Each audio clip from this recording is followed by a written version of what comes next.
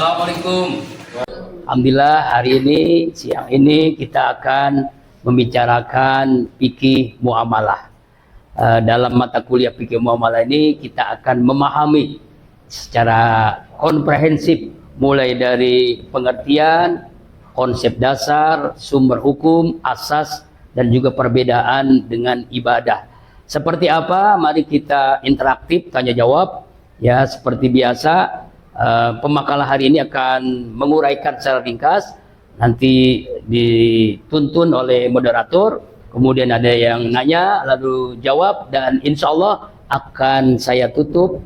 Mudah-mudahan apa yang kita bahas hari ini menjadi mahkamah kesadaran kita, semakin paham apa itu fikih muamalah. Dipersilakan kepada pemakalah untuk membacakan makalahnya, silakan. Ya. Assalamualaikum warahmatullahi wabarakatuh. Waalaikumsalam warahmatullahi wabarakatuh. Kami dari kelompok 1 ingin presentasikan makalah yang berjudul tentang fikih muamalah. Sebelumnya, pertama-tama yang kami hormati yaitu Bapak dosen pengampu, Bapak Aceh Syaifullah SHGMA. Semoga beliau selalu diberikan kesehatan oleh Allah. Amin ya Allah. Dan juga tentunya teman-teman semua di sini yang kami banggakan. Di sini saya bersama rekan saya dari paling kiri ada Umi Mukarramah. Sebelah kiri saya ada Irhamah Nurhania. Di sebelah kanan saya ada Dewi Damayanti. Sebelah kanan lagi rekan saya ada Inganatul Khairiyah dan juga Zurohmah Asila. Di sini saya sebagai moderator. Makalah akan dipresentasikan oleh rekan saya yaitu Irhamah Nurhania tentang fikih muamalah. Kepadanya saya persilahkan.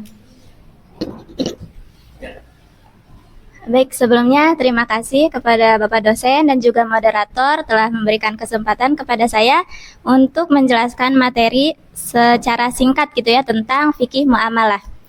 Nah, sebagaimana kita ketahui bersama bahwasannya fikih muamalah ini merupakan cabang dari ilmu fikih ya, yang tentunya harus kita pelajari, sangat penting untuk kita pelajari karena di dalamnya fikih muamalah ini menjelaskan tentang interaksi antara manusia dengan sesamanya, manusia dengan manusia.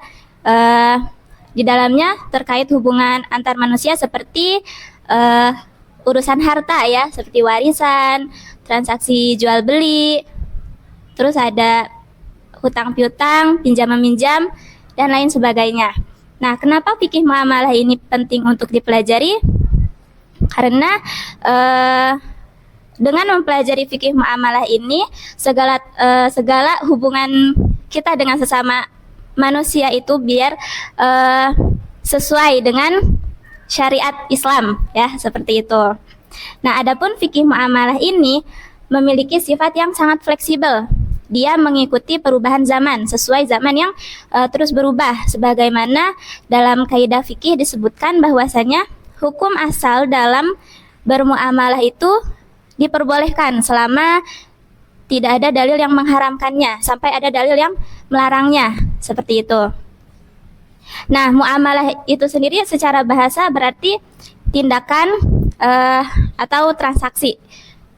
Secara istilahnya yaitu segala sesuatu yang kita lakukan dengan sesama manusia yang diatur oleh syariat Islam. Seperti itu.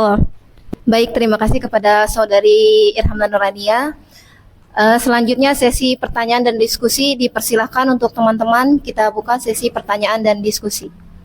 Bagi teman-teman yang ingin bertanya, dipersilahkan. Ya. Silakan teman-teman diskusi. Siapa yang mau tanya? Ya, silakan. Sebutkan namanya dan pertanyaannya. Assalamualaikum warahmatullahi wabarakatuh.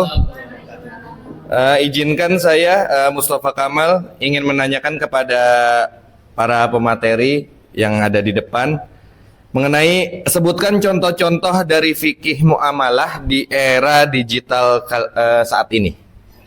Sekali lagi, sebutkan contoh-contoh dari fikih muamalah di era digital. Sekian dari saya. Assalamualaikum warahmatullahi wabarakatuh. Ya, silakan, ada lagi? Ya, silakan. Oke, bismillahirrahmanirrahim. Assalamualaikum warahmatullahi wabarakatuh. Mohon izin Pak dosen dan pemakalah, izinkan saya bertanya mengenai muamalah. Apa perbedaan dari ibadah dengan muamalah itu sendiri? Itu saja pertanyaannya. Assalamualaikum warahmatullahi wabarakatuh. Waalaikumsalam. Ya, luar biasa pertanyaannya. Aprus semua ya. Allah. Ya, silakan. Terima kasih kepada teman-teman. Izin menjawab pertanyaan dari saudari Inka ya, Inka Amanda Putri. Di sini saya akan menjawab tadi pertanyaannya apa perbedaan tentang ibadah dan muamalah ya. Perbedaannya yaitu ibadah itu menyangkut hubungan antara kita individu sama Allah, sama Tuhan. Tapi kalau muamalah itu kita hubungannya sosial. Karena kita sebagai manusia itu kan makhluk sosial berhubungan langsung dengan, jadi ada diatur kayak misalnya hablum minallah sama hablum minanas. Nah, muamalah di fikih muamalah di sini berarti yaitu hubungannya secara interaksi sesama manusia. Ya seperti kayak misalnya jual beli, sirkah, ijaroh, kayak sewa menyewa, terus wadiah dalam menitip barang. Nah, itu salah satu contohnya. Jadi kalau di pertanyaannya apa perbedaannya, ya bedanya itu ya kalau ibadah itu hubungannya langsung sama Allah. Tapi kalau misalnya muamalah itu berinteraksi sama sesama manusia. Mungkin itu saja yang bisa saya jawab. Selanjutnya dari rekan saya, mungkin dari Umi Mukaromah atau dari Zuroh Mahasila Inganatul, boleh pertanyaan dari saudara siapa tadi, Mustafa Kamal, bisa dijawab? Siapa yang mau jawab? Oke, baik. Izin menjawab pertanyaan dari saudara Mustafa Kamal mengenai contoh-contoh muamalah di era digital. Nah, di era digital saat ini udah banyak sekali contoh-contoh fikih muamalah yang sudah sering atau banyak dipraktekkan oleh kita semua. Salah satu contohnya yaitu transaksi jual beli. Nah, sekarang di era digital itu udah nggak lagi nih, udah bisa transaksi melalui online ya. Kita bisa check out barang dengan mudah di beberapa aplikasi yang sudah tersedia ya di handphone seperti Shopee, TikTok dan lain sebagainya seperti itu. Kemudian contoh yang lainnya pembayaran sekarang kita sudah bisa menggunakan m-banking ya. Jadi sangat mempermudah transaksi jual beli juga, pakai QRIS seperti itu, tinggal scan gitu ya, jadi lebih mudah sekali. Terus juga pinjam meminjam juga sekarang ada pinjaman online, tapi tentunya kita harus pintar-pintar memilih pinjaman online yang sesuai syariat tentunya, seperti itu. Ya, silakan. Silakan ditutup dulu. Terima kasih, Kapus, kepada pemakalah. Baik, terima kasih kepada teman-teman semua yang sudah aktif tanya jawab dan diskusi. Kita akhiri saja. Kurang lebihnya kami kelompok 1 mohon maaf jika dalam penyampaiannya ada yang kurang tertata. Mohon dibukakan pintu maaf yang seluas-luasnya. Wassalamualaikum warahmatullahi wabarakatuh. Waalaikumsalam warahmatullahi wabarakatuh. Terima kasih kepada pemakalah kelompok 1 dan kepada semuanya yang ikut interaktif dalam mata kuliah ini. Mari coba kita simak apa sih penjelasan yang lebih lengkap, komprehensif tentang mulai dari pengertian kemudian sampai kepada contoh-contoh. Kita harus pahami dulu tentang fikih. Fikih itu adalah al-fahmu, pemahaman. Al-ilmu bi ahkami syariah allati istihad. Ilmu yang sumbernya dari Quran Sunnah yang diperoleh melalui istihad para ulama. Nah, fikih ini macam-macam, kita kaji kepada fikih muamalahnya. Apa fikih muamalah itu? Fikih muamalah itu artinya adalah saling berhubungan, berinteraksi, muamalah. Ya, hablum minanas.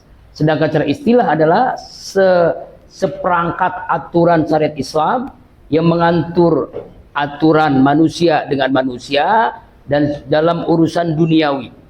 Kalau secara makna lebih luas seperti itu cabang ilmu hukum Islam yang mengatur interaksi antar manusia dalam urusan duniawi, sosial, ekonomi untuk mewujud kemaslahatan bersama. Kemudian konsep dasarnya ada 3. Pertama, hukum asal. Hukum asal fikih muamalah itu mubah. Ya, hukum asalnya al aslu fil muamalah mubahun. Pada asalnya muamalah itu boleh, mubah. Mubah itu adalah sesuatu yang dikerjakan tidak berdosa, ditinggalkan tidak berpahala. Ya, artinya sesuatu yang boleh saja. Kemudian dinamis. Konsep dasar fikih itu dinamis, artinya fleksibel, elastis, berkembang sesuai dengan inovasi bisnis, apalagi di zaman digital seperti sekarang ini. Itulah fikih muamalah. Beda dengan fikih ibadah. Sumber hukumnya ada 4, yaitu Al-Quran, Sunnah, Qiyas, dan Ijma. Ya, ini sumber utama hukum daripada fikih muamalah. Dan semua fikih pun sumber utamanya ada 4. Kalau dalam belajar usul fikih, sahabat-sahabatku, kita mengenal ada sumber hukum yang disepakati ulama, ada sumber hukum yang tidak disepakati ulama. Yang disepakati ulama ada 4. Al-Quran, hadis, ijma, dan qiyas, atau hadis atau sunnah. Ya. Quran ini pedoman utama sebagai prinsip umum, yaitu perintah untuk jual beli, larangan untuk riba. Misalnya dalam Al-Quran, A'udzubillahi minasyaitonirrajim, Allahul bai'a wa harrama riba. Allah halalkan jual beli, Allah haramkan riba. Perlu dipahami bahwa setiap yang halal ridho Allah, setiap yang halal berkah, setiap yang halal kebahagiaan, setiap yang haram celaka, setiap yang haram menyengsarakan, setiap yang haram neraka murka Allah. Dan itu harus kita jadi pedoman ketika memahami fikih muamalah.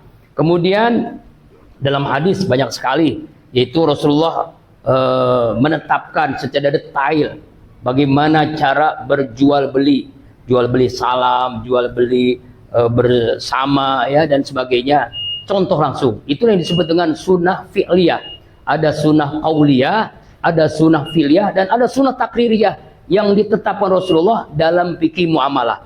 Kemudian ijma dan qiyas. Ijma kesepakatan para ahli mujtahid, istihad, atau kesepakatan para sahabat dalam masalah muamalah. Kemudian qiyas, yaitu menyamakan hukum yang tidak ada. Misalnya sekarang ada narkoba, dulu tidak ada.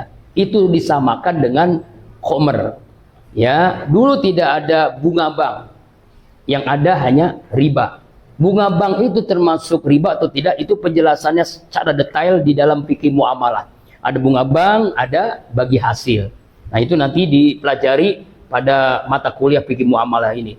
Kemudian asas atau prinsip dasarnya, ini kita harus pahami. Prinsip dasar dari fikih muamalah itu ada 4. Pertama, antarodin, ya, saling ridho, suka sama suka.